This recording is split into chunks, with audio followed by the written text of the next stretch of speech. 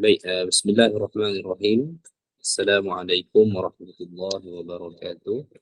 Alhamdulillahirabbil alamin wa bihi nasta'in wassalatu wassalamu ala nabiyil amin.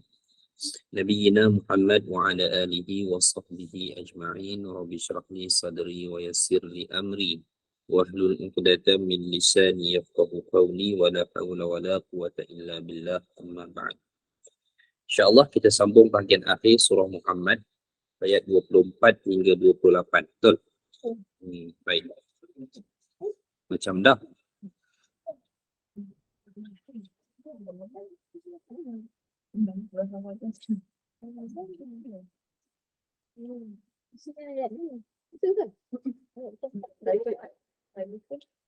Okey. A'udzu billahi minasy syaithanir rajim. أفلا يتدبرون القرآن أم على قلوب أقفالها إن الذين ارتدوا على أدبارهم من بعد ما تبين لهم الهدى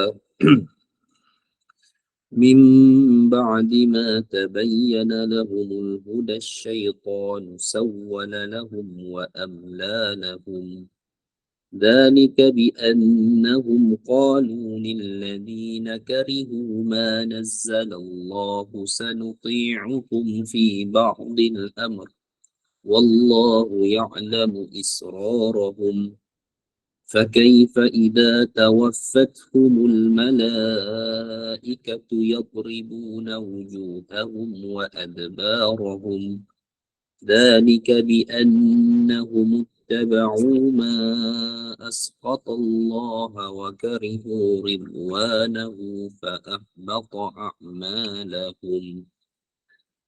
Baik.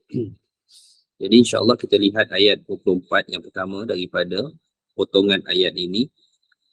Perintah untuk merenungkan Al-Quran. Allah berfirman, afala yatadabbaruna al-Quran. Apakah mereka tidak memperhatikan Al-Quran? Am ala qulubin aqfaluha? Ataupun adakah disebabkan oleh hati mereka telah pun terkunci? Okey. Baik.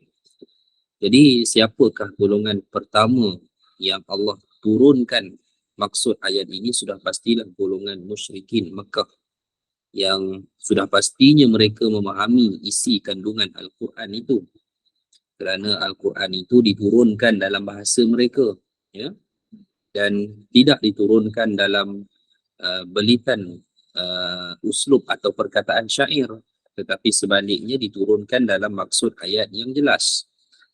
Tetapi apa yang kita fahami bahawa, apa yang kita maklum bahawa realitinya golongan musyrikin Mekah ini mereka sendiri terpegun dengan Al-Quran. Sebab itulah salah satu bentuk cara mereka menyekat dakwah Nabi adalah melakukan hiburan, muzik, kan? Semasa Nabi menyampaikan dakwah. Nabi ni sampai satu peringkat Nabi mula menyampaikan dakwah secara publik. Maksudnya secara himpunan terbuka. Zaman hari ni kita kata ceramah umum lah, ceramah awam. Dan mereka, golongan musyrikin, mereka buat satu majlis lain, majlis hiburan dengan membayar penyanyi-penyanyi wanita Arab dengan harga yang mahal. Allah sebut dalam surah Luqman kisah ini, wa minan nasi man yashtari lahwal hadis liyudilla an sabilillah. Dan mereka yang membeli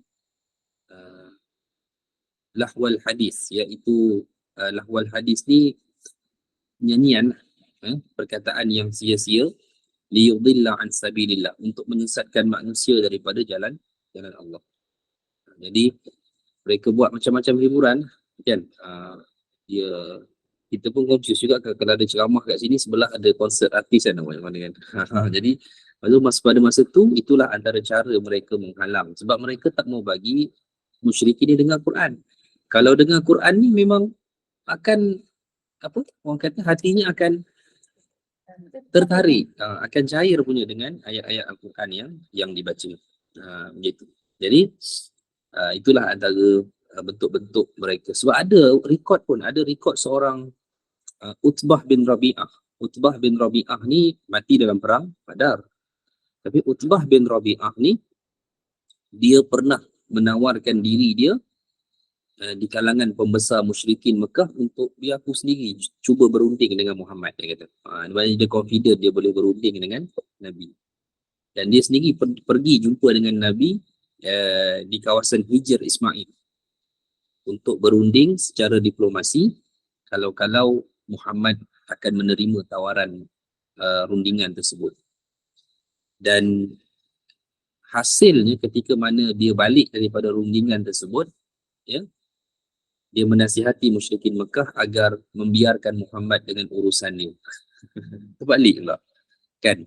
Dan dia boleh sebut nanti, kelak jika orang itu, yakni Muhammad, diberi kemenangan, kemenangannya adalah kemenangan kaum kita, yakni bangsa Quraisy. Dan Abu Jahal terus menyanggah Utbah bin Rabi'ah, sesungguhnya engkau telah terkena sihirnya Muhammad ketika kamu berunding dengannya. Sebab apa? Dia dengar ayat Al-Quran sehingga dia terpaksa menyilangkan tangannya di dada. Dia buat macam ni. Dia nak apa tu? Dia tahan. Sebab dia dah tertarik dengan isi kandungan Al-Quran yang dibaca oleh Nabi. Dan dia dapat merasakan bahawa Muhammad adalah orang yang akan diberi kemenangan akhirnya pada urusan yang dia sedang buat. Dia dah dapat rasa. Pernah dengar tak kisah Suraqah ibn Malik? Suraqah ibn Malik adalah seorang musyrikin yang gilakan harta. Masa Nabi dah terlepas dengan Abu Bakar, kan kita kena ingat, antara punca Nabi tinggalkan Mekah dan berhijrah adalah kerana usul yang diputuskan di Darun Nudwah yang merupakan parlimen Mekah pada waktu itu untuk membunuh Nabi. Maka Nabi lari, Nabi keluar, dan hakikatnya, ya, Abu Jahal memang mengutuskan satu pasukan upahan untuk membunuh Nabi. Dan pasukan upahan itu akhirnya bagi report bahawa kami mengesahkan Muhammad dan Abu Bakar telah pun keluar daripada daerah Mekah. Jadi kami tak boleh nak bertanggungjawab kalau kami membunuh mereka di luar kota Mekah. Faham kan? Kalau mereka bunuh dalam kota Mekah, pengupah mereka itu Abu Jahal sendiri, orang Mekah. Dalam wilayah sekarang ni, kalau kamu nak kami bunuh mereka, kami tak boleh nak buat lah, sebab kami tak jamin yang kami boleh selamat daripada hukuman kabilah di daerah yang kami bunuh dia. Macam tu. Jadi Abu Jahal terpaksa tawaran terbuka, reward siapa boleh bunuh Muhammad, maka Suraqah ibn Malik telah ambil tugasan itu, dan dia bertemu pun dengan Nabi di satu daerah. Dia bertemu dengan Nabi dan dia telah cuba memanah Nabi daripada belakang dengan jarak yang agak dekat. Satu panah dia pun tak lepas. Dan dengan demikian dia dapat merasakan bahawa Muhammad adalah orang yang akan diberi kemenangan. Dan akhirnya panahan terakhir itu jatuh, Nabi nampak dia kat belakang. Dan dia pergi kepada Nabi dan dia tahulah yang Nabi tahu bahawa dia sebenarnya perbuatan dia cuba membunuh Nabi, dan dia hanya minta dengan Nabi, berikan aku tawaran, ketika kamu berkuasa nanti, maka ampunkan aku. Jangan hukum aku. Nabi tak pernah hukum balik orang yang sakiti Nabi ketika Nabi berkuasa. Ya? Nabi tak pernah hukum balik orang yang sakiti Nabi ketika Nabi berkuasa. Tapi Nabi hukum orang yang berkhianat ke atas kaum muslimin. Itu ya. Orang kata Nabi dendam tak? Nabi tak dendam. Berapa orang yang sakiti Nabi semasa di Mekah? Ketika Nabi berkuasa, tahun ke-8 Nabi buka kota Mekah, Nabi tak hukum pun seorang yang pernah sakiti Nabi. Nabi tak pernah kata pada sahabat, tangkap fulan bin fulan, dulu dia pernah tempeling aku, tak pernah. Dulu dia pernah caci maki aku, tak pernah. Suhail ibn Amr, Nabi tak, masa tu dia belum Islam lagi. Tapi semasa zaman Mekah dulu, dialah yang tulis syair gantung kat Mekah hina Nabi. Masa Nabi berkuasa, Nabi tak hukum dia. Tapi memang Nabi beri jatuhkan hukuman. Tapi kepada siapa? Pengkhianat kaum muslimin. Hak curi harta kaum muslimin. Yang apa lagi? Yang mengkhianati perjanjian Hudaibiyah. Itu Nabi suruh hukum. Tapi hukuman Nabi bukan atas kapasiti diri Nabi. Beza dengan Bilal. Nak baca tak dulu? Daripada kecil kita diceritakan kisah Bilal di dera, sebut Ahad, batu dia letak ke atas dada kan. Siapa punya kerja? Tuan kepada Bilal, Umayyah bin Khalaf, nama tuan dia. So masa perang Badar, agak-agak kita, Bilal bin Rabah cari siapa? Memang dia cari Umayyah bin Khalaf, tuan dia. Dia kata, ini dulu hari kau, sekarang hari ni hari aku. Dapat. Walaupun bukan Bilal yang membunuhnya, tapi brigade Bilal. Sebab Bilal tubuhkan satu brigade khas untuk buru Umayyah bin Khalaf. Gitu. Dan dia cuba diselamatkan oleh Abdul Rahman bin Auf kerana Abdul Rahman bin Auf sahabat baik Umayyah ni. Tapi bukanlah makna Abdul Rahman bin Auf sebelahi dia. Abdul Rahman bin Auf minta dia supaya menyerah. Kamu menyerah kerana aku nak khabarkan bahawa satu brigade khas telah ditubuhkan oleh Bilal untuk membunuh kamu. Baik kamu menyerah. Dan dia menyerah. Dia takut. Dia menyerah. Dia berjalan dalam keadaan diikat tangannya oleh Abdul Rahman. Masa tu brigade Bilal datang nak attack dia. Memang Abdul Rahman ibn Auf pada masa tu tegahlah. Sesungguhnya dia adalah tebusanku. Kamu tak boleh kacau. Aku akan bawa dia kepada Rasulullah. Bilal tak peduli apa. Dulu dia dah kena tegur. Jadi dan akhirnya pasukan tu berjaya lah bunuh Umayyah bin. Boleh dalam perang. Nak buat macam mana dalam perang? Sebab dalam perang bila berlaku pembunuhan, keputusan atas Nabi. Dan Nabi tak menyalahkan Bilal pun dalam isu tersebut. Okey. Baik. Jadi ini kisah Nabi lah. Jadi Nabi tak pernah hukum orang yang pernah sakiti Nabi SAW atas kapasiti peribadi tak ada. Kan? Begitu. Tapi kalau dia mengkhianati kaum muslimin, dia curi harta kaum muslimin, dia khianat perjanjian Hudaibiyah, Nabi suruh hukum. Baik. Okey, kat situ tak bolehlah kata Nabi pendendam. Sebab apa? Nabi menyatukan hukuman bukan atas kapasiti Nabi itu disakiti. Okey, baik. Jadi hadirin sekalian, itu satu saya terapkan satu kisah lah. Baik. Ada satu riwayat daripada Urwah, Hisham bin Urwah. Hisham bin Urwah ni, Urwah bin siapa? Urwah bin Zubair. Dia Urwah ni anak saudara Aisyah radhiyallahu anha. Adik-adik. Mak dia Asma binti Abi Bakar. Okey. Baik. Jadi yang berkata ni Urwah lah. Yang meriwayatkannya Hisham, anak dia. Urwah berkata, Rasulullah pada suatu hari pernah membaca ayat yang kita baca ni, afala yatadabbaruna al-Quran am ala qulubin aqfaluha. Baik. Apakah mereka tidak memperhatikan Al-Quran ataukah hati mereka telah terkunci? Kemudian ada seorang pemuda dari Yaman berkata bahkan hati mereka terkunci sehingga hanya Allah yang boleh membukanya. Pemuda tersebut terus melekat dalam ingatan Umar sehingga Umar pun menjadikannya sebagai gubernur. Ya, sebagai gubernur ni menteri besar lah, satu ketua pemerintah satu wilayah. Ya, pada masa kepimpinan Umar bin Khattab radhiyallahu anhu. Okey, ini satu kisah lah. Baik. Okey, kemudian Allah berfirman dalam ayat yang seterusnya. Tapi Quran ini memang begitu. Quran ini bukan boleh dicipta, direka. Tak percaya pun. Allah sebut dalam surah Al-Isra Qul la in ijtama'atil insu wal jin. Kalaulah seluruh manusia dan juga jin berhimpun untuk ayatu bimisli hadzal Quran, untuk mendatangkan satu surah seperti Al-Quran, la ya'tuna bimisli, mereka tak akan dapat datangkan walaupun satu surah seperti seumpamanya. Tak boleh, tak mungkin mereka akan mendapatkan hal tersebut. Baik. Quran dia diturunkan bila? Diturunkan pada malam Al-Qadar. Quran ni dia kalamullah. Di mana kalau kita kata kalamullah, maknanya asal dia tu di sisi Allah lah Quran. Tapi Quran ni bukan mushaf tau. Bukan mushaf. Quran ini apa yang dibaca? Orang yang hafal Quran, dalam dada dia ada Quran.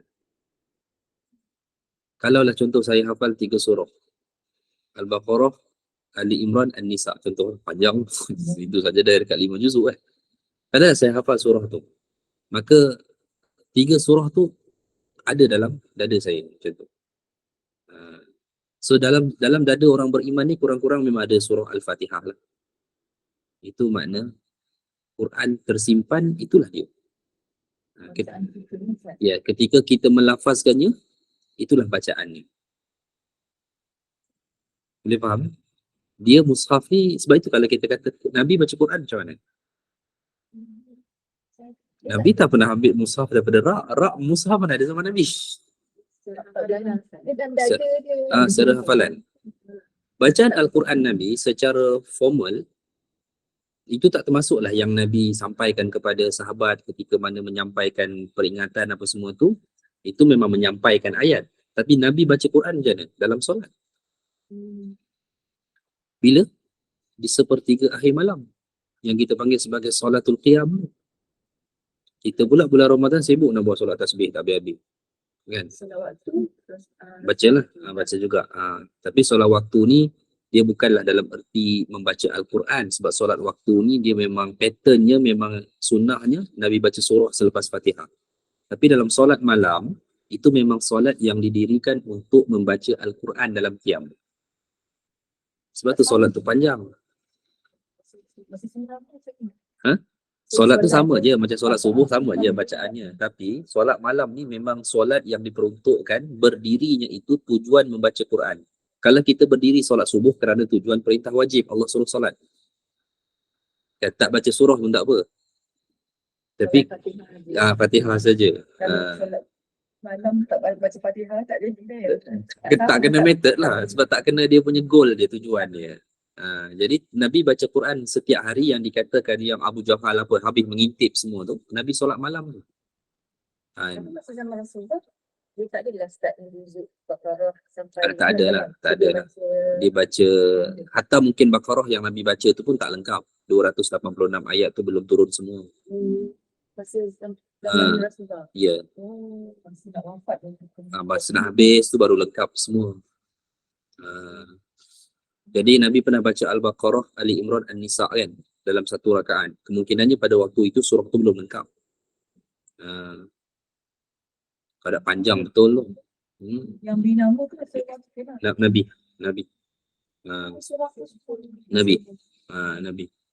Nabi yang bagi. Cuma ada beberapa surah jadi 2 nama, 2-3 nama lah. Susunan pun Nabi. Susunan ayat, susunan surah pun Nabi. Pembahagian juzuk sahaja ulama kemudian. Membahagikan. Pembahagian juzuk dibuat untuk kenapa ada 30 juzuk? Untuk memudahkan penghatamannya dalam bulan Ramadan. Itu sebab untuk Ramadan. Ya. Dan kalau kita perhatikan kenapa untuk setiap juzuk adanya 20 helai, 20 muka surat. Untuk mengambil mudah solat malam 20 rakaat, satu rakaat satu helai. Lebih kurang begitulah. Selepas tu lagi lah. Selepas tu. Ya, selepas zaman Umar.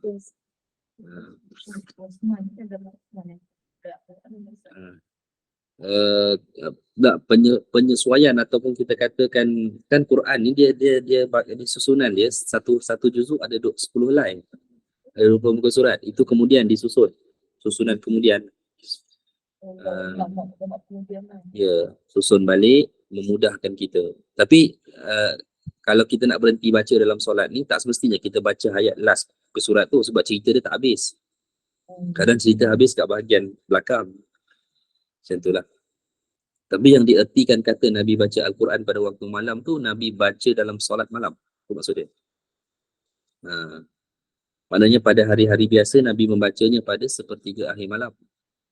Di bulan Ramadan Nabi gandakan sebanyak 2 kali. Maknanya di bulan Ramadan Nabi awalkan pada awal malam dan Nabi sambung seperti biasa di sepertiga akhir malam. Yang di awal malam tu jadilah solatul tarawih. Sudah 2 kali masa Ramadan. Ada yang kata 2 kali. Tapi walau bagaimanapun solat malam Nabi yang bertujuan membaca Al-Quran dalam bulan Ramadan, Nabi buat 2 round. The first selepas Isyak di awal malam. Yang kedua Nabi buat di akhir malam seperti hari-hari biasa Nabi.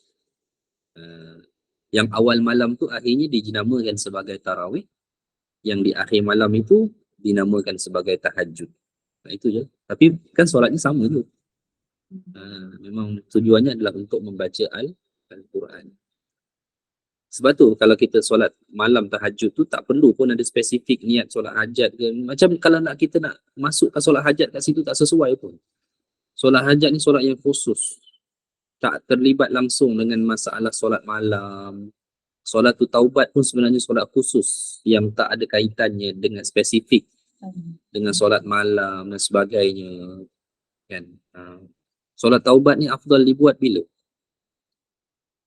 Bila-bila. Selepas, bukan bila-bila. Selepas memang kita tahu kita buat dosa. Apa kita buat dosa apa? Contoh. Contoh set kalau kita kasarnya suami. Garang menor.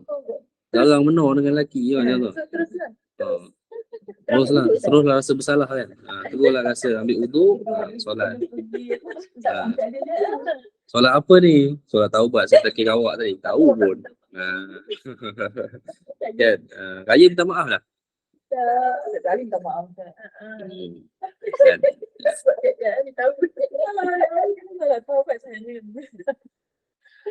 Itulah kan saya. Jadi itulah tempat dia, bukan kita nak spesifikkan pada solat malam, tapi kita typical ibadah kita di Malaysia, kita diajar begitu. Sehingga orang yang datang solat malam tanpa mengetahui, tanpa imam mengumumkan nama solat, maka mereka tak tahu nak bersolat. Sampai ke tahap itu. Tapi sebenarnya saya didik kalau saya tarawih, saya imam qiyam 11 malam akhir tu, memang saya didik jemaah, saya bagi tahu. Kita sebelum tu saya bagi tahu dalam masa 2-3 minit saya bagi tahu solat malam kita ni sebenarnya sama je dengan solat tarawih, tak ada beza pun. Kita back to apa yang Nabi buat. Tujuan solat ni adalah untuk membaca Al-Quran. Ini kan bulan Ramadan. Jadi kita baca Quran, inilah waktu yang Nabi tunjukkan kepada kita. Macam tu lah. So kita pun baca Quran itu dalam solat tersebut. Tak ada sebenarnya sahaja tu solat tahajud.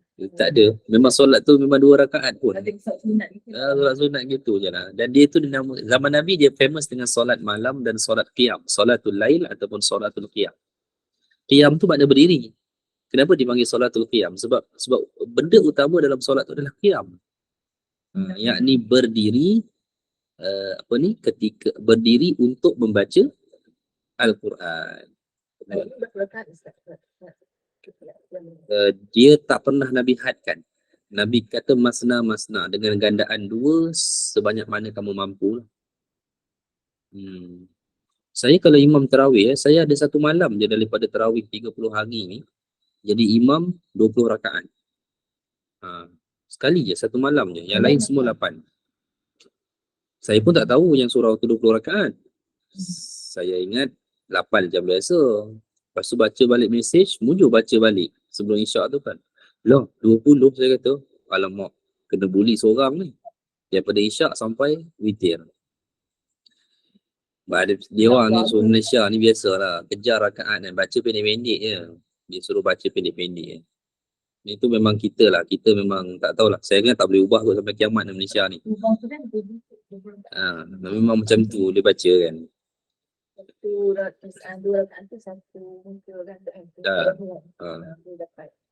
Dia orang nak habis dalam sebelum 10 suku 20 rakaat. Memanglah satu rakaat tu kena baca 2 ayat, 3 ayat.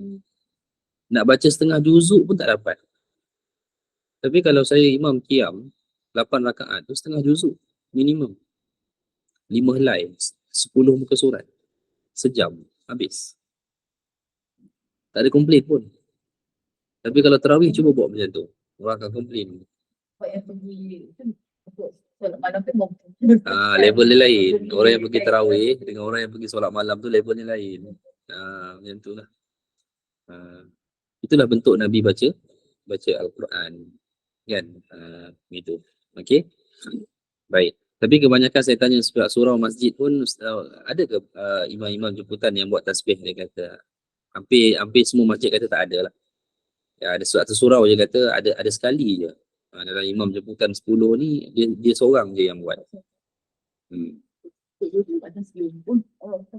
Tasbih baca antara dia siang. Yang baca antara rakaat mana? Rakaat Solat tasbih lah. Solat tasbih yang baca Ya. Dia buat bila? Kalau siang lah kita Siang, buat siang. tak apalah. Nak buat sendiri siang. Masa solat malam tu buat.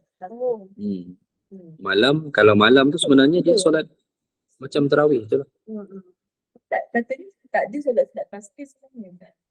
Dia satu ibadah yang agak pelik daripada segi pendalilan, kerana dalil dia ada yang dikata sahih tapi tak sepakat, majoriti dhaif, bahkan ada yang palsu. Itu yang pelik. Mana ada ibadah macam tu? Tak ada ibadah yang macam tu. Ibadah tapi ada 3 pendapat. Kalau dia palsu terus. Contoh solat sunat hadiah, mana ada? Pernah dengar tak solat sunat hadiah? Pernah kan? Mana ada? Tak ada. Palsu terus, clear. Kalau dia sahih, solat ni. Contoh macam solat hajat, solat taubat. Sahih, memang sahih. Cuma pemahaman orang pada solat hajat, solat taubat tu macam mana? Kalau ada hajat lah. Hajat tu buat. Kalau ada hajat betul-betul, istikharah sahih, jelas. Cuma kefahaman kita lah, adakah dia solat khusus ataupun sebenarnya dia solat sunat yang Nabi suruh minta dalam tu. Sebab Nabi pun tak pernah ajak usolli sunatan hajat, tak ada. Usolli sunatan istikharah, tak ada. Nabi suruh solat sunat 2 rakaat, minta kat dalam tu. Solat tu, macam tu. Ibadah ni hampir tak ada lah sebenarnya hadis palsu. Memang kalau kita kata ibadah khusus ni, contoh dalam haji, dalam manasik haji, ada tak amalan yang ternisbah kepada hadis yang palsu? Mana ada? Semua sahih belaka. Tapi satu-satu yang pelik, solat tasbih. Sebab dalil itu semua status ada, sampai ke palsu pun ada. Dan ada yang sahih pun tak disepakati lah. Hanya sekelompok imam kecil sahaja. Yang ada yang kata Imam Tirmizi pun sendiri menganggap dia sahih. Begitulah. Dan tak ada dalil Nabi pernah buat. Nah, dalam hadis Nabi hanya ajar kepada bapa saudaranya Ibnu Abbas. Seorang. Dia ajar. Nabi buat tak pernah. Solat duha lain, Nabi pernah buat. Dia ajar Ustaz. Wallahu a'lam. Dalam hadis tu memang petikan hadis tu adalah Nabi mengajar kepada Sayyidina Abbas satu solat yang banyak bacaan tasbih dalam solat tersebut. Jadilah solat tasbih. Dia jadi masyhur di tempat kita kerana kita tak ada riwayat Nabi buat. Jadi saya nak kata Nabi pernah buat, saya berdusta sebab saya memang tak ada riwayat Nabi pernah melakukan. Orang bolehlah argue, takkanlah Nabi tak buat Ustaz. Yalah, kita bolehlah menganggap begitu, tapi nak mencari dalil yang Nabi pernah buat tak ada. Nak kata macam mana? Tapi Nabi ajar Sayyidina Abbas, itu yang pelik. Hadis Nabi ajar Sayyidina Abbas ada. Kan? Tapi Yang dia terpilih di Malaysia buat solat tasbih. dia sebab kita Imam Ghazali ni antara imam yang menerima ibadah tersebut. Jadi kita pula ni, kita banyak aliran fiqh kita banyak daripada Imam Ghazali. Kitab-kitab yang diterjemahkan dari Arab ke bahasa Melayu pun pada asalnya banyak kitab Imam Ghazali. Sebab itulah kita, tapi Arab dia tak famous buat. Tak buat pun. Gitulah. Itulah orang kata cukuplah memadai kalau dia pernah buat sekali seumur hidup. Kalaulah hadis tu benar, dia pernah buat. Begitu. Macam ni Ustaz, kita ni tak nampak Ustaz kan. Dalam Ramadan tu, so kita baca Quran di depan tu tak apa Ustaz kan. Buka Quran lah. Aisyah buat begitu. Aisyah pun tak hafal. Aisyah siap pegang lagi dengan tangan, lembaran-lembaran. Oh boleh? Dia alihkan dengan tangan lagi. Saya tak tahu Ustaz ni. Pegang. Pegang tangan basah solat juga. Oh boleh Ustaz? Boleh. Sebab itu solat tu tujuannya membaca Quran. Sebab tu kita tak buat macam tu dalam solat fardu. Solat fardu kita tak buat begitu. Tak boleh ni buat Bukanlah kata tak boleh jadi tak sah solat dia, tapi tak ada perlakuan tuntutan untuk solat fardu ni. Apa yang kita mudah baca itulah yang kita baca. So, maksudnya kalau kita letak stand ni Ustaz, kalau kita selak pun boleh kan? Boleh. Ya. Tapi Quran yang besar tu dia panggil mushaf tahajud. Dia panggil itu satu page kita nak habiskan pun sesak nafas dah. Tak ada, tak payah nak alih-alih lah. Tak sama Ustaz dengan Quran biasa. Tak, lain. Yang besar ya Ustaz. Lain. Kalau mushaf tahajud lain. Dia ada nama mushaf tahajud. Yang telaga biru tu bukan mushaf tahajud. Telaga biru yang saya ingat, telaga biru Siap. saya tak pasti. Tapi Quran di surau saya tu beli dekat Arab. Dia satu juzuk hanya ada Tulisan kecil. 8 muka page. 8 page. Macam Tulisan Bid- kecil Ustaz. Quran dia besar. Kalau kita berdiri macam ni boleh nampak lah Ustaz. Mata saya boleh nampak lah jenis makan lobak ni. Ada orang, tapi imam saya kena pakai spek lah. Imam saya Imam Tuan Haji kan. Hari first Ramadan tu dia jadi imam. Dia jadi imam tu, dia baca surah Waqiah je pun. Untuk 8 rakaat tu. Tapi dia pakai spek lah, dia tak nampak. Saya gerak ke depan. Bila dah tu nak lupa. Boleh je sebab kita tak nampak. Tak nampak. Boleh. Bila ni kita ke depan, kita Tapi saya tak pasti di Malaysia ni dia jual tak? Ada jual tak mushaf tahajud tu? ada. Yang lagu biru tu dia ikut sama macam Quran biasa. Cuma cetakan dia Besar besar. sikit. Dia besar kan? Dah. Itu tak lain lah. Nanti kalau besar sangat pun, nanti kita nak tengok sebelah sini kan dia dah kita punya mata kan. Ya. Takut galir dan apa kan. Kalau nanti. Itu sebab tu lah. Kalau kita solat malam dalam bulan Ramadan tu takkanlah kita nak baca wadduha je kan. Dia jadi mushaf al-imam tu Quran biasa.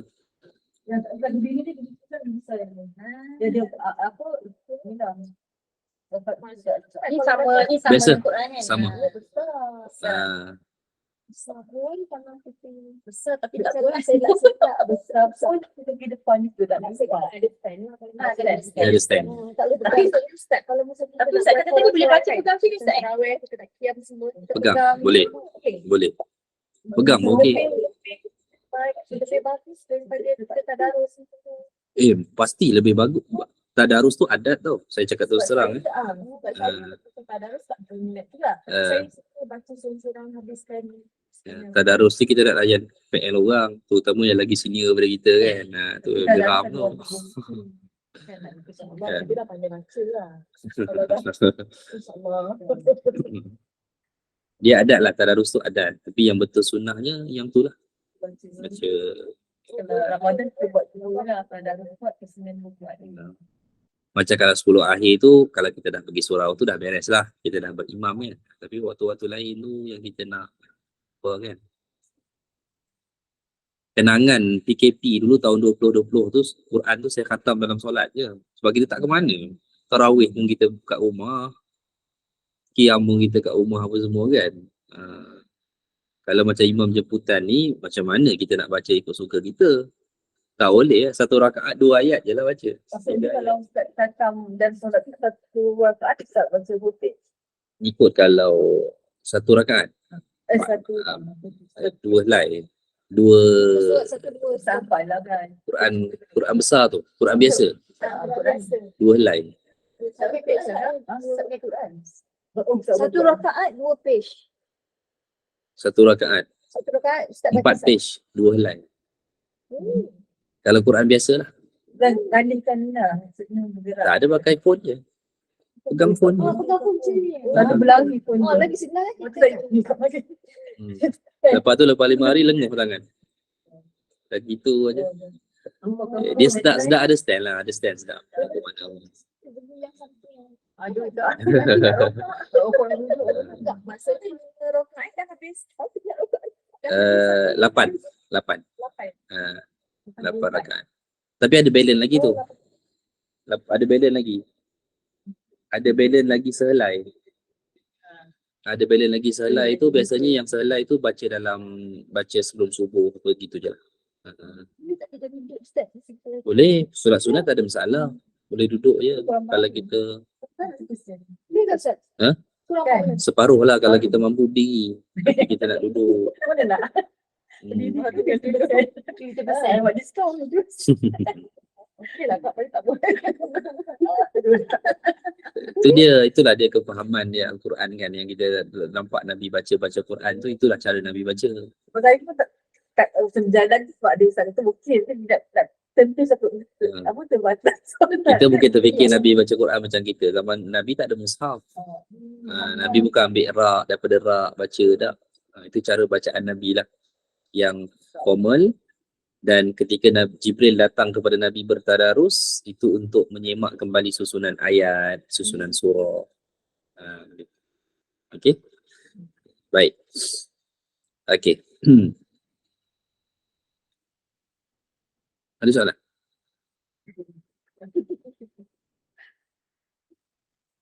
Innal ladzina irtaddu ala adbarihim, sesungguhnya orang-orang yang kembali ke belakang kepada kekafiran, yakni meninggalkan iman dan kembali kepada kekufuran, min ba'di ma tabayyana lahumul huda syaitanu sawwala lahum, sesudah petunjuk itu jelas bagi mereka, syaitan telah menjadikan mereka mudah melakukan dosa.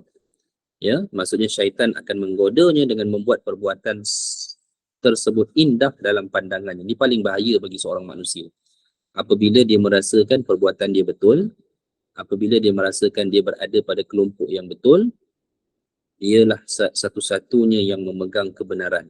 Dan Nabi pernah ancam pun, golongan seperti ini adalah golongan yang akan membentuk perbuatan al-haraj, iaitu pembunuhan sesama muslim. Kenapa dia berlaku? Pembunuhan sesama muslim selain daripada gilakan kuasa, tapi apabila dia merasakan dialah kelompok yang benar dan yang lain adalah batil. Jadi sehingga berlaku melibatkan pertumpahan darah dan sebagainya. Malaysia pun pernah ada kes-kes macam tu dulu, Memali kalau kita ingat.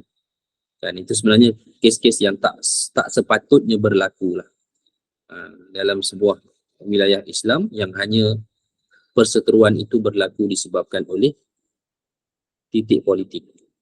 Kan. Hari ni dua-dua tokoh pun dah berkawan. Dulu gaduh kan sampai melibatkan nyawa.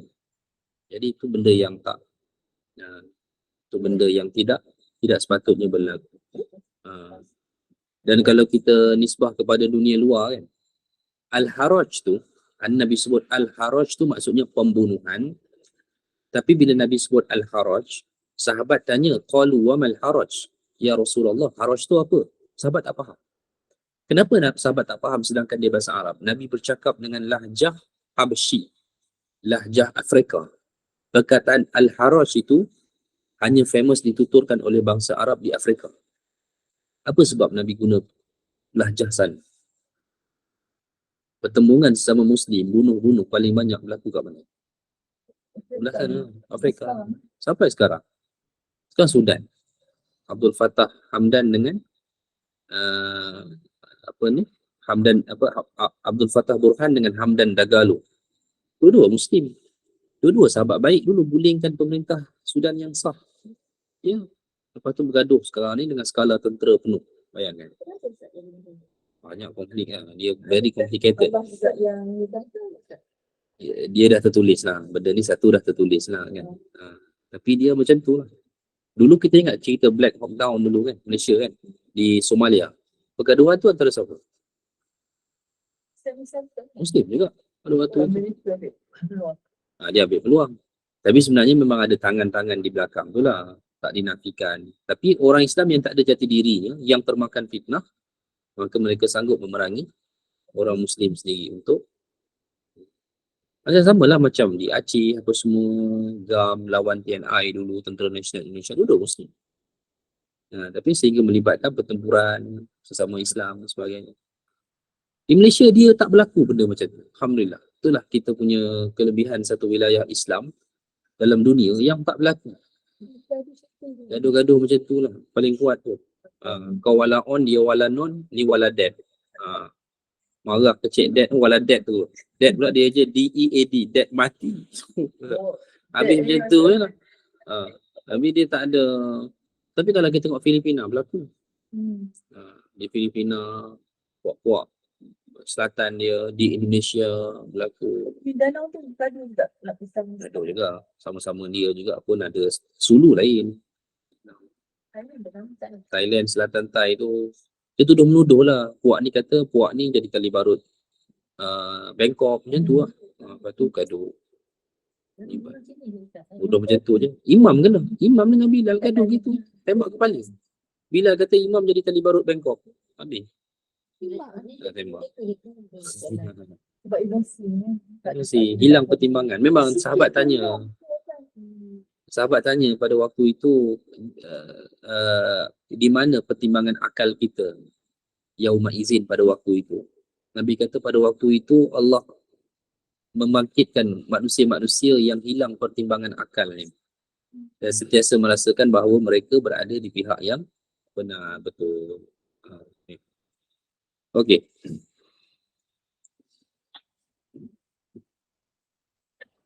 Lalu Allah berfirman, "Dzalika bi annahum qalu lil ladzina karihu ma nazzalallahu sanuti'ukum fi ba'dil amr." Dan yang demikian itu kerana sesungguhnya mereka, yakni orang-orang munafik itu berkata kepada orang-orang yang benci kepada apa yang diturunkan Allah, kami akan mematuhi kamu dalam beberapa urusan. Artinya syaitan membisikkan ke dalam hati mereka untuk berbuat kebatilan, dan inilah hal ihwal orang munafik yang menampakkan sesuatu tidak seperti apa yang ada di dalam hati. Ini paling bahaya lah. Benda paling bahaya bahawa bila mana Allah menzahirkan seseorang mungkin dengan watak yang baik tapi hatinya tak macam tu. Betul, orang kata kenapa dia ni solat jelah kuat tapi kenapa macam tu kan. Jadi itu benda paling bahaya sekali. So akhirnya kita tengok ahli-ahli agama bergaduh. Nak buat apa tak ada, baca tu swipe je lah. Kan, tak payah like kan. Aku ada type. Kan. Lala bengang ke block je. Ya. Banyak faktor. Kadang-kadang tak boleh menerima perbezaan sebagainya. Benda-benda begitu. Kadang-kadang kita tak, kadang-kadang contoh ya, perbezaan yang berlaku orang tak terima pasal apa? Orang tidak melakukan research atau kajian seperti seseorang itu buat. Jadi bila dia tak buat begitu, dia menyalahkan pandangan orang yang berbeza. Betul. Jadi itulah yang berlaku. Kalau kita tengok mutakhir ini kan, tokoh-tokoh agama balah dengan jawatan agama balah dengan sama. Kalau kita tengok, jadi nak kata apa, orang tanya saya, saya kata baca swipe je lah. Nak komen, nak apa, nak sebelahkan yang mana, macam tu kan. Kita selalu lima agama dia kan. Macam kita nanya lah kan dia tapi bila kena dekat dia pun dia nak berbalah juga Ustaz. Dia banyak faktor lah sebenarnya benda-benda macam ni. Saya pun tak ada nak iakan, saya tak nafikan, dia beginilah. Contoh yang terbaru kan. So dia ditangkap di satu negeri. Yang dahulu mufti negeri itu pun pernah ditangkap di sana. Sama je. Macam mana? Apa nak kata? 10 tahun dulu. Dan dia cabar juga Jabatan Agama Islam Selangor yang cuba mendakwa di mahkamah dengan datang dengan lawyer tu tak. Sedangkan perbuatan tu jelas salah. Mana-mana individu yang tidak punya tauliah mengajar tak dikira di masjid ke, di surau ke, di rumah ke ni jadi. Kalau ada yang report, salah. Tapi tak salah lah sebab saya ada tauliah negeri. Jadi salah, jadi tak salah lah. Kalau kata saya tak ada tauliah, report. Kan? Katalah puan tuku tak puas hati saya, isi kandungan saya ni. Kan? Report terus. Kena dengan tuan-tuan rumah kena angkut. Enakmen itu hanya tidak terpakai kepada seorang ahli keluarga yang mengajar keluarganya sendiri. Begitu. Ya, betul. Kalau jadi menantu tak apa. Kita tak ada dah kahwin, dah tua ni kan. Kalau sebab apa enakmen sebut begitu? Hanya kepada ahli keluarga sendiri. Ya lain. Jadi macam mana? Itu saya katakan bahawa layan je lah. Yang paling kesian orang awam tengok kan. Tengok gini-gini kan. Ahli. Jadi orang awam yang gaduh. Dia. Jadi follower pula. yang terlibat. Taksub. So follower ni pula di kalangan orang-orang muda. Orang-orang muda yang tahap ilmu mereka tu dah macam ustaz boleh bercakap. Iya, betul. Tapi nilai tak ada. Nilainya tak ada. Saya kenal ramai orang muda, orang agama ni. Bila dia tak puas hati kata kat seorang ustaz tu kan, dia pergi buat satu post, lepas tu orang datang, ketawa, mengumpat dekat bawah. Siapa ajar begitu? Macam tu lah. Kita letak emoji ketawa, dia dapat pahala. Kita tak sedar. Tapi itulah yang berlaku dalam realiti moden pada hari ni. Elok juga ada AI, tak payah ustaz lah. Semua AI je mengajar lepas ni. Robot gitu. Ejak muka je. Ya, baik. Aduh. Ya. Tapi bukan AI Ustaz dibuat kan. Tapi lah buat tu untuk kan Ustaz mengurangkan. Nanti saya cerita lepas ni. Wallahu ya'lamu israrahum. Sedang Allah mengetahui akan rahasia mereka. Ayat terakhir daripada bacaan kita hari ini, dua akhir. Fakaifa iza tawaffathumul malaikatu yadribuna wujuhahum wa adbarahum. Muka surat 373 perenggan bawah. Bagaimana keadaan mereka apabila malaikat maut mencabut nyawa mereka seraya memukul mereka dan bahagian adbar tu bahagian belakang badan mereka. Yakni bagaimanakah kondisi mereka ketika malaikat maut datang untuk mencabut nyawa mereka dan betapa sulitnya roh keluar dari jasad sehingga malaikat mencabutnya dengan paksa dan pukulan. Ya sabit orang yang kufur. Kita pernah tengok orang bukan Islam mati tak pernah? Kita pernah tengok orang mati depan kita? Tak pernah juga? Pernah? Orang bukan Islam. Orang bukan Islam. Siapa? Masa saya kerja dulu. Kerja. Dia pasti depan saya. Dia keluar lift. Tiba-tiba dia, bukan, saya nak pergi solat. Itu dia terjatuh depan lift. Dia dapat lift dah naik. Dia dah bunyi lembu tu. Bunyi lembu. Dia terkencing. Kita record je lah, takut dia dicerita nanti dipanjangkan, tapi itu memang tak sama sebenarnya. Kematian seorang kafir dengan seorang muslim. Seorang muslim ni setakat saya hidup 35 tahun ni, kantoi pula umur. Setakat saya hidup 35 tahun ni, beberapa kematian yang saya tengok orang muslim. Orang baik ada, orang tak baik pun ada, tapi kematian baik. Itu memang bunyi lembu betul. Ya, nyawa tu, roh tu ditarik. Sukar dia nak keluar.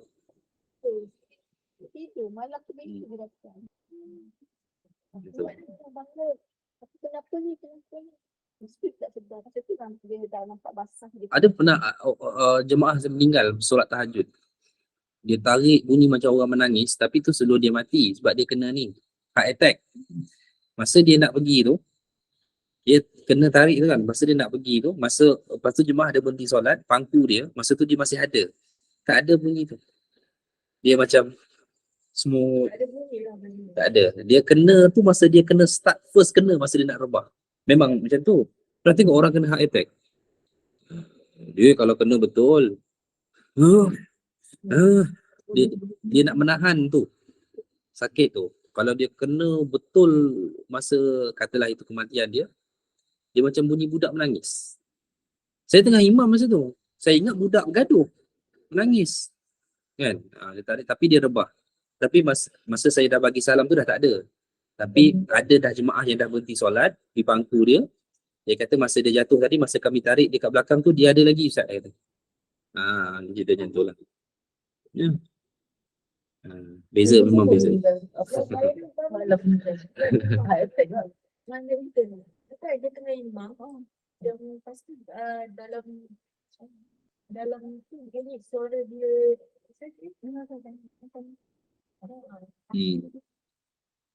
tapi tak Allah Allah. Tapi memang ada perbezaan. Itu kematian orang muslim dengan orang kafir, kerana ialah orang muslim ni taklah semua baik juga, adalah yang ingkar apa semua kan, tapi dia mati dalam keadaan dia mengesahkan Allah. Ada yang kata dia pilih budaya. Ya, salah satu tanda kebaikan. Itu arwah tok saya tu meninggal. Mana bunyi pun bagus dah Ustaz. Allahu a'lam. Dia tukar kulit dia jadi Tok saya meninggal 7.30 pagi, saya dah pergi sekolah. Sempat salam lah sebelum pergi sekolah. Sampai sekolah pukul 8.30 tu jiran depan datang rumah cakap tok dah tak ada. Balik kan. Hari itulah hari Jumaat dia meninggal.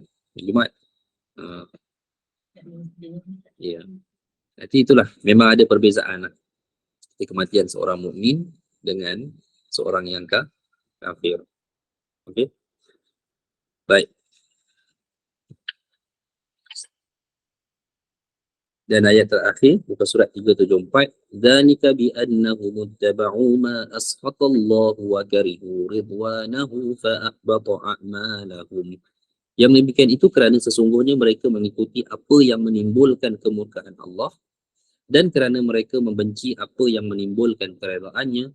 Sebab itulah Allah menghapus pahala amalan-amalan mereka. Maksudnya amalan siapa? Kebaikan yang dilakukan oleh seorang yang kufur, kafir. Orang yang kafir itu buat kebaikan juga, buat juga banyak je kebaikan dia, tapi Allah hapuskanlah. Mereka akan lalui apa yang kita lalu, hisab, mizan, sirat, semua. Tapi akan tetapi ada perbezaan. Ujungnya memang jatuh ke neraka dan dia masuk ke dalam api. Beza dengan orang mukmin. Mukmin yang diazab, dia tak masuk api. Tapi hangus juga, kesan kepanasan, stroke haba dia.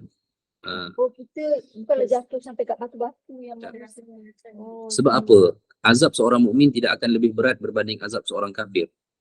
Azab seorang kafir pada ringan apa? Abu Talib tak masuk api pun. Hanya hujung telapak kaki saja dibakar. Gelegak juga, hangus. Begitulah seorang mukmin. Ada riwayat kata azab orang mukmin ni melintas saja. Sepanjang melintas tu terazab, terbakar juga. Tapi kena seorang mencari yang ada dalam Allah. Ya, itu selepas apa tu? Bila? Selepas tamatnya hisab seluruh manusia. Bukan selepas sirat dia juga berlaku.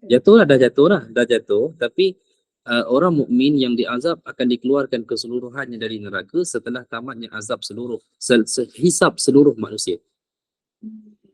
Terus Allah perintahkan perintah pertama, mana-mana ahli syurga yang mengenali saudara-saudaranya yang beriman yang berada di neraka untuk ditarik keluar.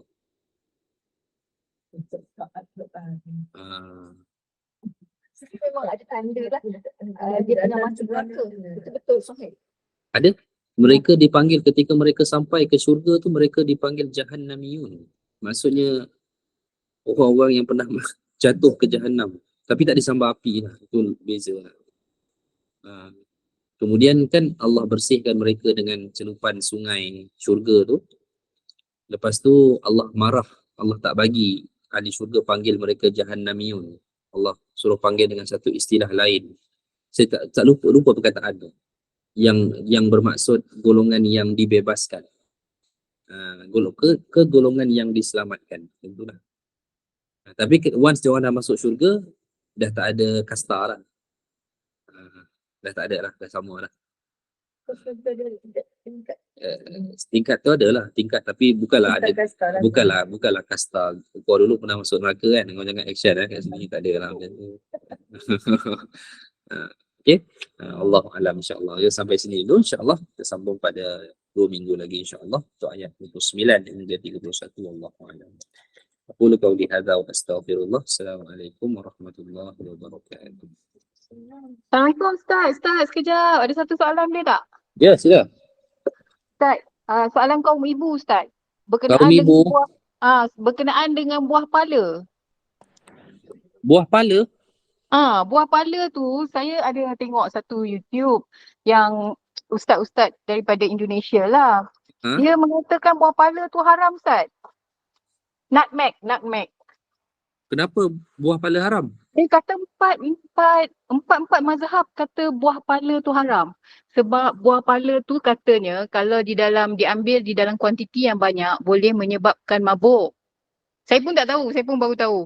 So jadinya kalau dia kata berdasarkan kepada satu hadis saya pun tak tahu apa tu, dia kata kalau kita ambil satu benda yang kalau banyak memabukkan, sikit tak boleh makan. Kalau sikit pun sama jugalah, maknanya dia hukumnya sama jugalah, haram jugalah. Sejadinya, betul Ustaz, saya ni kawan-kawan ibu ni semua duk tanya ni, buah pala. So adakah betul benda tu, sebab saya duk Google yang Malaysia punya. Google Malaysia pun tak jumpa pun mana-mana yang Malaysia punya. In fact Malaysia ni dia kata berbalik kepada hukum asas satu makanan yang haruslah kan. Dia memang macam tu, dia balik kepada hukum asas lah. Tapi Ustaz, Dia kalau kata dia nak nisbahkan dengan arak beza tau, sebab arak adalah minuman yang melalui satu proses. Sedangkan buah pala tak ada. kan. Tapi itulah yang fatwa yang dikeluarkan oleh Indonesia tu, saya tak tahulah fatwa ke tak, tapi bila Google tu dia ustaz-ustaznya semua kata haram lah. Dia pun boleh raya awal pada kerajaan dia. Okay. Jadi kita nak kata fatwa tu fatwa macam Malaysia ni, saya rasa tak lah kot. Tapi dalam masalah soal buah pala ni macam makan tapai jugalah. Tapi kita tak boleh samakan dengan arak, sebab arak ni dia menjadi arak kerana satu proses beza. Kita tak boleh isytihar orang makan anggur ni, hantar makan anggur ni dah menyamai 50% peminum arak tau. Mana boleh begitu? Betul. Arak itu asalnya daripada anggur. Kan? Dan itulah minuman-minuman lain macam arak daripada sugarcane, tebu kan? Ram. Jadi ram tu tak boleh lah kita nak istilahkan orang minum tebu maka dia telah meminum asas kepada ram, arak tak boleh. Okay Ustaz, terima kasih untuk pencerahan Ustaz. Assalamualaikum. Assalamualaikum.